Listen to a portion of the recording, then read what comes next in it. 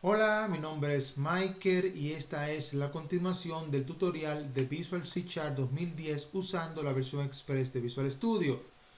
Hoy daremos introducción a lo que son las bases de datos usando Visual Studio a través de este tutorial que bautizaré con el nombre Usando base de datos y C Sharp. Usaremos dos ediciones gratuitas que vienen dentro de la versión Express de Visual Studio, que son SQL Server 2008 Express Edition y SQL Server Compact 3.5 Edition. La versión Express no es más que la versión pequeña de SQL Server, y en un momento definiré qué es SQL Server. Y la versión Compact es una versión creada para uno usarla en esas aplicaciones que no requiere de una conexión al servidor central, sino que solo necesita acceso a la data local. Es decir, solamente necesita correr del lado del cliente. Como esto es bien amplio, esto de SQL, iniciaré diciendo que las definiciones de lo relacionado al mismo la iré dando en la medida en que vayamos tocando eh, los temas, para no hacer el tutorial aburrido porque va a ser bien largo, de muchos videos. Así que señores, péguense a sus asientos y pongan atención porque esto se pone muy interesante. Vamos a crear un proyecto, decirle file, como lo hemos creado antes, new project, y vamos a crear un proyecto tipo formulario. Vamos a llamarle C Sharp y SQL. ¿Ok?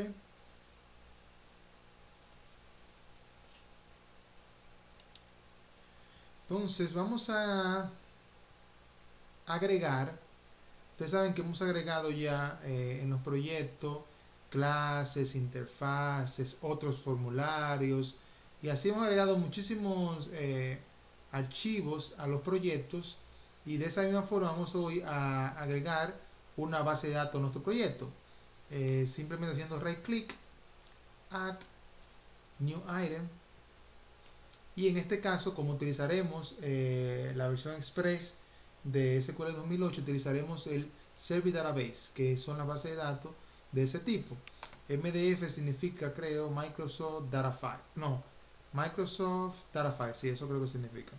Vamos a ponerle aquí un nombre a este, vamos a ponerle a este Master de maestro, darle Add.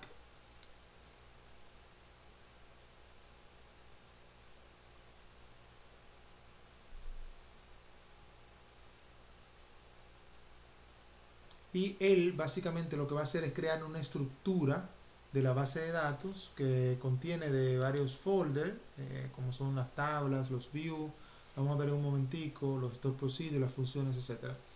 Esto básicamente lo que nos muestra aquí es para que seleccionemos el data source, si vamos a utilizar algún servidor que esté en la red para crear esa base de datos y sus tablas en ese servidor allá en la red, o si vamos a utilizar un Entity Data Model, que también lo vamos a ver luego, pero en este caso no vamos a usar ninguno de los dos. Vamos a hacerle cancel, y aquí tenemos la base de datos. Vamos a darle right click y decirle no, doble clic, o por right click open también funciona, para ver la estructura, que como les decía consta de un sinnúmero de folders, de lo cual vamos a ver hoy, o a usar básicamente las tablas. Vamos a decirle right click, add a new table, y a esa tabla vamos a crearle las columnas. Vamos a agregarle un tipo de dato, vamos a decirle si es nulo, si acepta nulo o no. Vamos a comenzar con cliente ID entero, nombre, marchar, apellido, marchar, email, marchar, fecha de compra, verdad de time, que es el tipo de fecha, y finalmente vamos a agregar el crédito, crédito o efectivo, para simular si la compra es hecha en crédito o en efectivo. ¿Qué significa esta columna? Bueno, que nosotros en este caso no vamos a querer que este campo quede blanco, siempre tiene que tener data, al igual que el nombre. No puede haber un cliente sin nombre, no puede haber un cliente sin apellido. Puede que exista un cliente sin email, es muy poco probable, pero sí eso es posible, así que lo vamos a dejar que sea nulo. La fecha de compra también la necesitamos. Si hubo una compra, tiene que haber una fecha. Y si es crédito efectivo, vamos a dejarlo también que acepte nulo, para básicamente tener dos campos que permitan nulo y así poder graficar mejor las ideas y los ejemplos en los siguientes videos. Cada campo se le agrega también un tipo de dato. Ustedes conocen lo que son los tipos de datos enteros, que básicamente permiten valores que sean enteros. Bueno, esa definición está como un poco floja, ¿cierto? La parte de entero consiste en que sean números enteros positivos.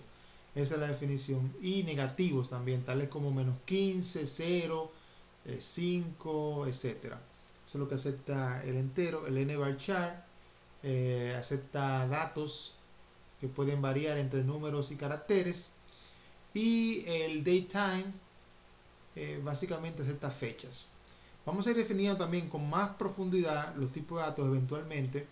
¿Qué significa el size? En este caso significa cuántos caracteres pueden estar en esa columna. Y vamos a ir viendo eso en la medida en que vayan creciendo las bases de datos y vayamos agregando campos. Pero por el momento vamos a definimos estos para que tengamos el concepto un poco más claro. A cada campo también se le puede agregar lo que son las propiedades que están aquí debajo, de las cuales utilizaremos hoy en día solo una propiedad. Esa propiedad se llama Identity Specification.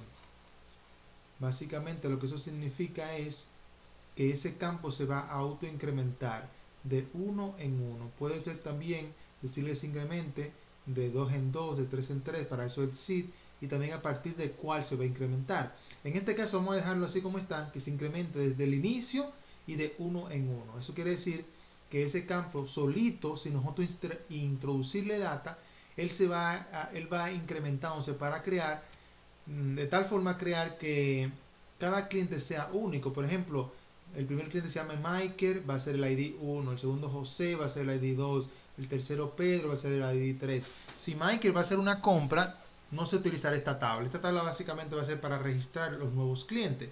De tal forma que Michael digamos que en la tabla de ventas puede aparecer 15 veces, pero con un solo ID, que va a ser único, que va a ser el ID 1. Eso lo vamos a ver en clases siguientes, cómo hacer las relaciones, cómo asignarle los primary key, los constraints, entre otras cosas. Eso lo iremos viendo en otros videos. Pero por el momento ya saben para qué se utiliza el identity. Vamos a darle grabar. Y vamos a ponerle un nombre a esta tabla. A esta tabla vamos a poner el nombre de cliente.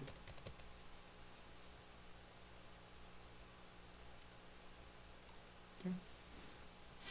Entonces si la cerramos aquí y le damos a este aquí, señor, refresh, cuando le damos aquí abajo vamos a ver la estructura de la tabla.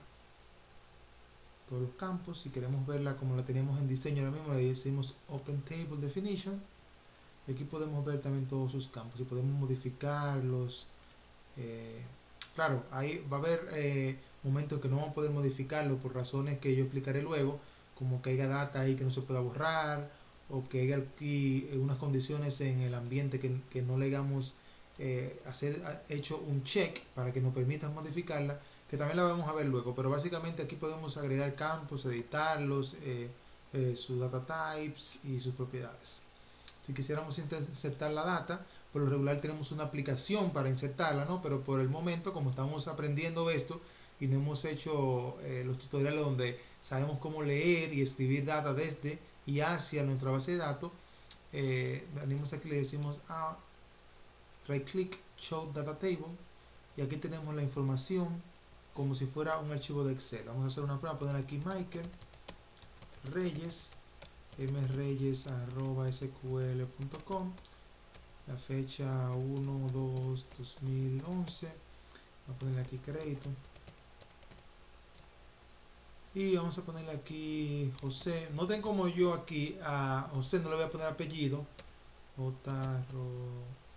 Rosado 3/2/2011. Y miren cómo nuestro amigo se va a quejar cuando yo le dé enter, porque tengo un campo aquí que yo le dije que no me lo podía dejar vacío, que no aceptaba nulo, y yo lo estoy dejando nulo. Vamos a darle enter y aquí se nos queda el sistema. Básicamente esa es la utilidad de los campos nulos. Eso va también a afectar una aplicación que esté tratando de insertar datos en esta tabla y dejando ese campo vacío. Vamos a ponerle aquí rosado. Eso no va a pasar, por ejemplo, si yo pongo aquí Miguel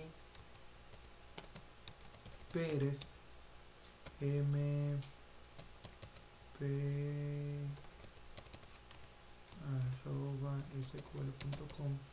Si yo trato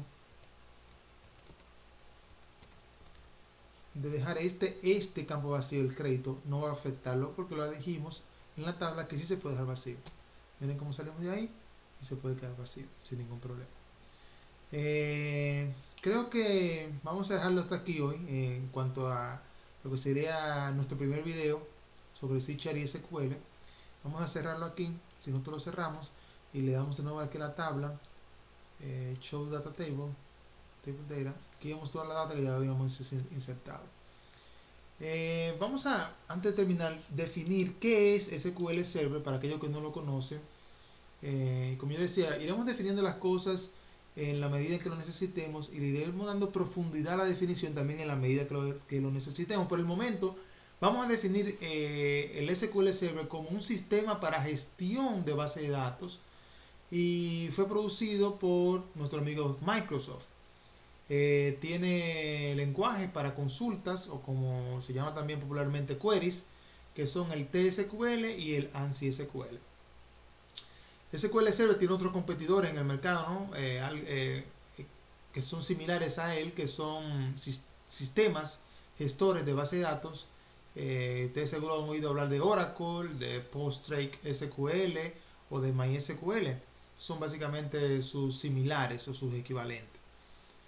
Vamos a dejarlo hasta aquí. Entonces en el próximo video vamos a seguir un poquito jugando con esto. Vamos a ver, creo, lo que son las relaciones. Vamos a crear otra tablita y vamos a relacionarla para que ustedes vean la magia de cómo nosotros podemos tener dos tablitas que tengan una relación una con otra y por qué se crea esa relación. Como yo explicaba al inicio, le creamos esta idea aquí para que Michael sea único. Si Michael es nuestro cliente y ya no vamos a tener, podemos tener otro Michael Reyes, pero van a ser clientes ID diferentes. Es decir, el Michael Reyes cliente ID 1 va a ser único y ese ID se puede asociar con otras tablas para que cuando él compre se reconozca quién fue el cliente basado en el ID.